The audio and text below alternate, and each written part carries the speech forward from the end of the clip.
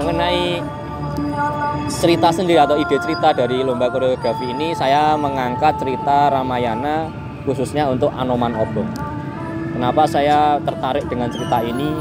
Karena saya memang senang dengan tokoh Anoman ya gitu, Anoman, seekor kera putih sakti gitu. Nah di sini saya membaca cerita itu, ternyata kisah ini apalagi di adegan Anoman Obong ini, kenapa tertarik pada saya untuk dijadikan ke koreo silat? Karena memang ceritanya itu berbobotnya banyak laganya atau pertarungannya. Jadi menurut saya di adegan ini itu lebih banyak bahasa tubuh daripada bahasa dialog. Ini masuk sekali. Nah selain itu saya berpikir cerita Ramayana ini sudah banyak digarap pada sendera tari, sendera teater itu. Jadi adapun seni-seni lain kayak lukisan, komik segala macam ini banyak menggarap cerita Ramayana. Namun di pencaksilat sendiri saya belum pernah menemui.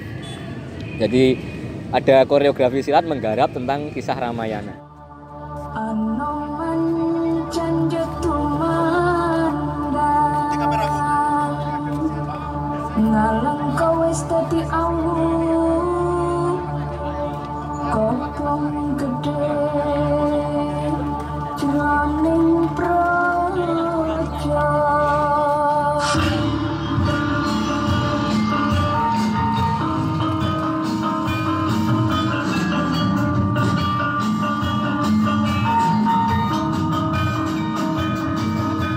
Sebenarnya cerita Ramayana ini kan panjang sekali. Kalau di drama teater itu berjam-jam, atau di tari wayang wong itu berjam-jam. Sedangkan di lomba koreografi ini harus dipangkas selama 7 menit. Cerita itu harus dipadatkan selama 7 menit. Begitu saya harus membuat sinopsis bagaimana caranya agar singkat, padat, dan jelas. Lalu saya harus berpikir tentang konsep gerak, dan saya punya tim yang khusus menggarap geraknya. Cuman saya sebagai sutradaranya mengarahkan geraknya, adegannya harus begini sesi-sesinya. Kemudian tidak lepas dari itu, pikiran saya juga ingin memadukan beberapa seni ya Mas. Jadi seni tidak hanya pada pencaksilat. Saya berpikir, Anoman ini akan menyatukan beberapa aspek seni. Satu, gerak pencaksilat. Yang kedua adalah seni musik. Kemudian seni make up, rias, dan kostum. Nah di sini saya berpikir ini alangkah bagus sekali bila dipadukan dan akan menjadi karya yang besar. Kemudian tidak sampai di situ, saya juga berpikir ini juga menjadi karya fotografi atau video. Nah, karena fotografi ini membutuhkan objek yang dimana ada gerakan-gerakan yang unik dan ekstrim, tidak seperti pada umumnya. Nah, dimana saya harus berpikir juga dalam gerak itu ada karakter raksasa atau kera. Si Anoman sendiri itu pakai lompatan tinggi, pakai gerakan yang istilahnya ekspresinya itu benar-benar menggambarkan seperti di lukisan. Pada bawah itu perform itu seperti bagaimana caranya penonton juga masuk dalam cerita itu.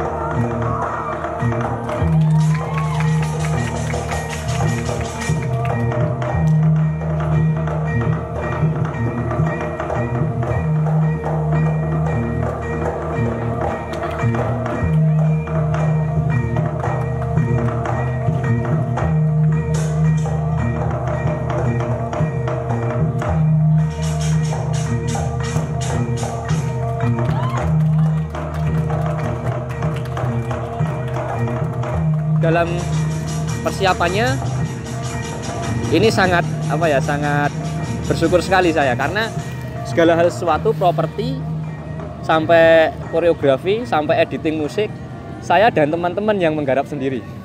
Jadi tidak ada masrahin ke orang, seumpamanya buat properti kayak rambut raksasa, rambut buto gitu. Terus kostum Anoman itu kita pasrahkan ke ahli pakarnya yang sering buat properti, enggak. Tapi saya dan teman-teman silat sendiri dan tim itu belajar cara ngebuatnya gimana, referensi di internet bagaimana karakternya. Oh, kita buat seperti ini. Alhamdulillah kita jadi, dan itu juga bisa memangkas dari segi biaya. Ya di situ yang karena adanya biaya pengeluarannya agar tidak terlalu boros, kami harus bekerja keras untuk memecah pikiran ke gerak, kostum, make up, dan editing musik. Edit musik sendiri saya harus memperpadukan bagaimana musik ini bisa membawa gerakan ini sebagai benar-benar suasana yang terjadi. Jadi tidak asal musiknya enaknya ini, enggak, tapi bahkan sampai tembang itu sendiri ada tembang yang langit gelap-gelap itu kan tentang misterius, suasana misterius, tapi juga tentang kisah asmara. Jadi itu saya pakai ke masuknya Rahwono. Rahwono itu kan suka sama Sinta itu, tapi dipaksa Sinta itu harus diculik ya itu. Ya, itu saya harus mempunyai referensi bahwasanya mengambil sebuah ada tembang itu harus dipaskan juga dengan suasana cerita. Jadi tidak asal ngambil tembang aja gitu tapi nggak masuk ini seumpamanya kisah asmara Romo Sinto kok nanti tembangnya kematian, kan nggak masuk itu.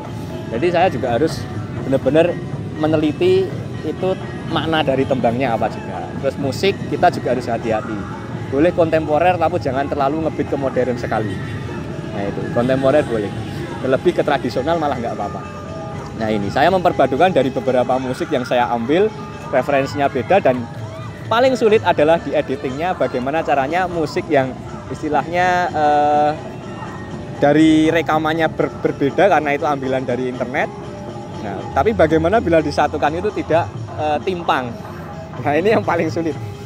Sempet itu berhari-hari itu kok nggak enak, ganti lagi coba. Tapi alhamdulillah di saat kita mencoba untuk dari opening sampai ending musik sudah jadi. Namun H-2 pun ketika saya mencoba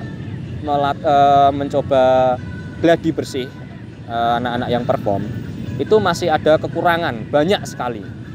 Ya, yang pertama dari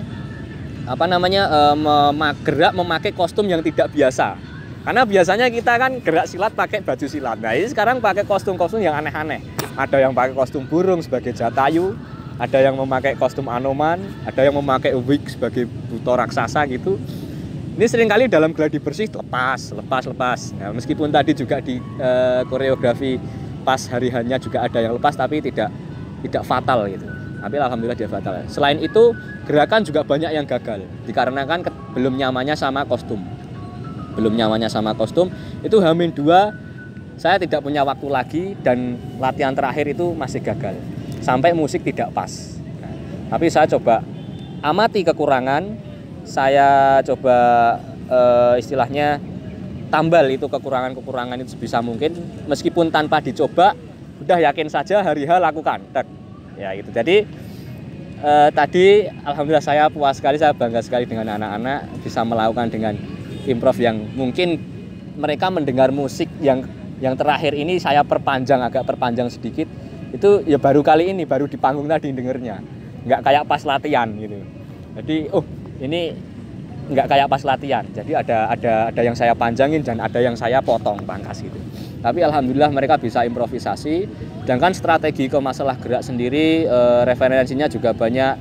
Saya masukkan ke seni titernya juga harus mempelajari bagaimana menjadi Anoman, bagaimana menjadi buto raksasa, bagaimana menjadi seorang Rama Sinta gitu. Nah, ini memasukkan kita referensi, melihat benar, sharing dengan orang-orang yang ada di teater. Nah, di situ ilmu banyak ini yang memodali kami untuk mempunyai tekad, mempunyai greget ya untuk menggarap sebuah cerita ini.